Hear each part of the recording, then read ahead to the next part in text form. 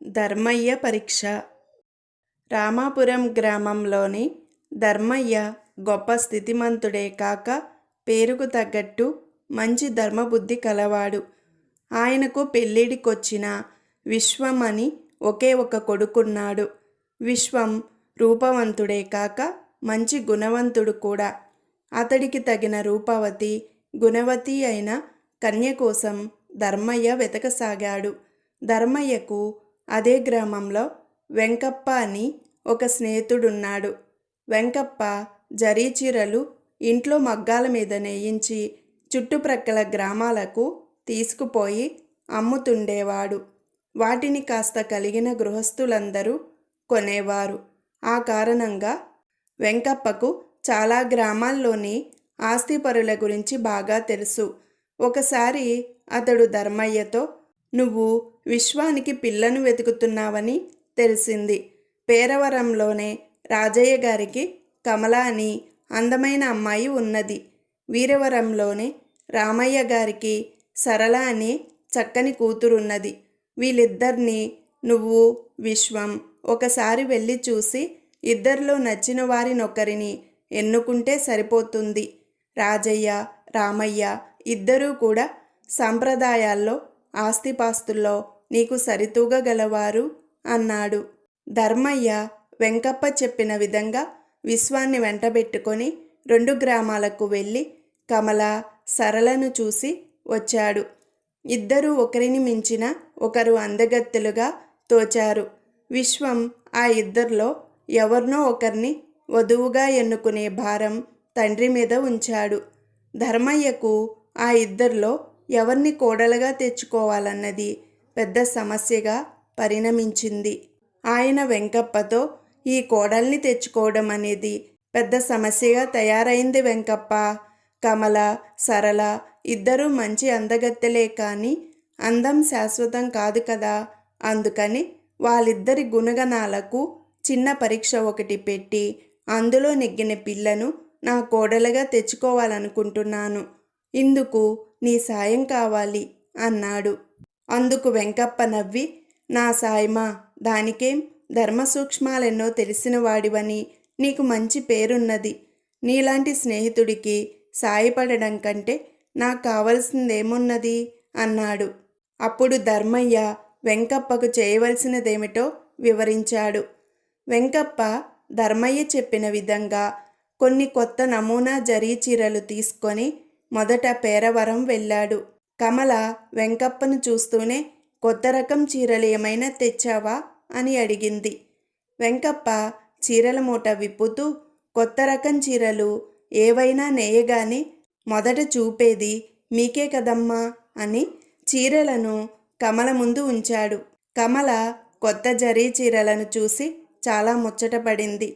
వెంకప్ప వాటిలో నుంచి ఒక చీర తీసి కమలకిస్తూ, ఇది తీసుకోండి అమ్మాయి గారు, మీకు బాగా నప్పుతుంది. జరీ నేత కూడా దట్టంగా ఉన్నది. కట్టుకు చూశాక నా ఎన్నికను మీరు తప్పక మెచ్చుకుంటారు అన్నాడు. కమల చీర తీసుకొని, మరి ఈసారి రవికి ముక్కలు తెచ్చినట్టు లేదే, తెచ్చి ఉంటే చీరకు తగిన రవిక కూడా తీసుకునేదాన్ని కదా అన్నది.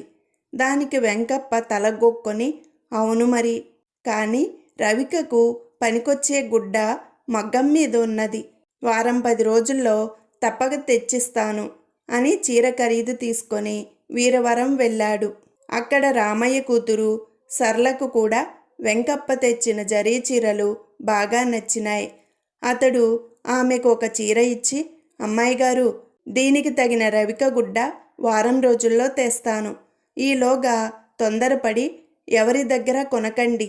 ఈ చీరకు నప్పే రవిక గుడ్డ మగ్గం మీద ఉన్నది అని చెప్పాడు. సరళ చీర డబ్బిచ్చింది. వెంకప్ప స్వగ్రామం చేరాడు. 2 వారాలాగి ధర్మయ్య చెప్పిన మీదట కమల, సరళ చీరలకు తగిన రవిక గుడ్డలు తీసుకొని బయలుదేరాడు. అతడు కమల వద్దకు వెళ్ళి, అమ్మాయి గారు, మీరు కొన్న చీరకు తగిన రవిక గుడ్డ తెచ్చాను చూడండి అన్నాడు. అయితే కమల అతడితో, అక్కర్లేదులే వెంకప్ప, రవిక గుడ్డ మరొకరి దగ్గర కొన్నాను అన్నది. వెంకప్ప సరేనని బయలుదేరి సరళ ఇంటికి వెళ్ళాడు. సరళ అతన్ని అంత దూరాన చూస్తూనే, రవిక గుడ్డ తెచ్చినట్టున్నావు, అవునా అని అడిగింది. అవును, తెచ్చానమ్మాయి గారు, కాస్త ఆలస్యమయ్యింది. మీరు మరొక చోట కొనుక్కోలేదు కదా అని అడిగాడు వెంకప్ప. సరళ నవ్వుతూ, ఇంత మతిమరుపు మనిషివేంటయ్యా వెంకప్ప, చీరలోనే రవిక గుడ్డ కూడా మడత వేసి ఉన్నది. నువ్వు వెళ్ళాక చీర మడతలన్నీ విప్పుతుంటే రవిక గుడ్డ కింద పడింది, ఇదిగో చూడు అంటూ గదిలోకి పోయి రవిక గుడ్డ తెచ్చి చూపించి, ఆ రోజున నీకు చీర ఖరీదే ఇచ్చాను.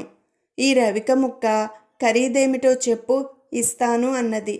వెంకప్ప తలగొక్కుంటూ, మరిచేపోయానమ్మాయి గారు, పెద్దవాన్నైపోతున్నా కదా అంటూ రవిక గుడ్డ ఖరీదు తీసుకొని తిరుగు ప్రయాణమయ్యాడు. వెంకప్ప గ్రామానికి తిరిగి వస్తూనే ధర్మయ్య దగ్గరికి పోయి జరిగిందంతా చెప్పాడు. అంతా విని ధర్మయ్య తృప్తిగా తలాడించి, నా కాబోయే కోడలెవరో తేలిపోయింది వెంకప్ప, మంచి ముహూర్తం చూసుకొని తాంబూలాలు మార్చుకోవడానికి బయలుదేరాలి అన్నాడు. వెంకప్ప, ఇంతకు నువ్వు ఏ అమ్మాయిని కోడలుగా చేసుకోబోతున్నావో నాకు అంతుబట్టడం లేదు అన్నాడు. అప్పుడు ధర్మయ్య, నువ్వు మొదట నేను ఇవ్వమన్న చీరలను కమలకొకటి, సరళకొకటి ఇచ్చావు కదా అన్నాడు. అవును, నువ్వు ఇవ్వమన్న చీరలనే వాళ్లకు వాటిని గురించి కాస్త పొగిడి ఇచ్చి వచ్చాను అన్నాడు వెంకప్ప. ఆ 2 చీరల్లోనూ మనం వాటికి నప్పే రవిక ముక్కలను కూడా ఉంచి మడత వేసిన సంగతి నీకు గుర్తున్నది కదా అని అడిగాడు ధర్మయ్య. వెంకప్ప ఒక్క క్షణం ఆశ్చర్యపోయి, ఇప్పుడు తెలిసింది, నీ కాబోయే కోడలు సరళన్నమాట అన్నాడు. బాగా గ్రహించావు వెంకప్ప, సరళకున్న నిజాయితీ కమల వద్ద కొరవడింది. కమల చీర మడతల్లో ఉన్న రవిక ముక్కను దాచుకున్నది.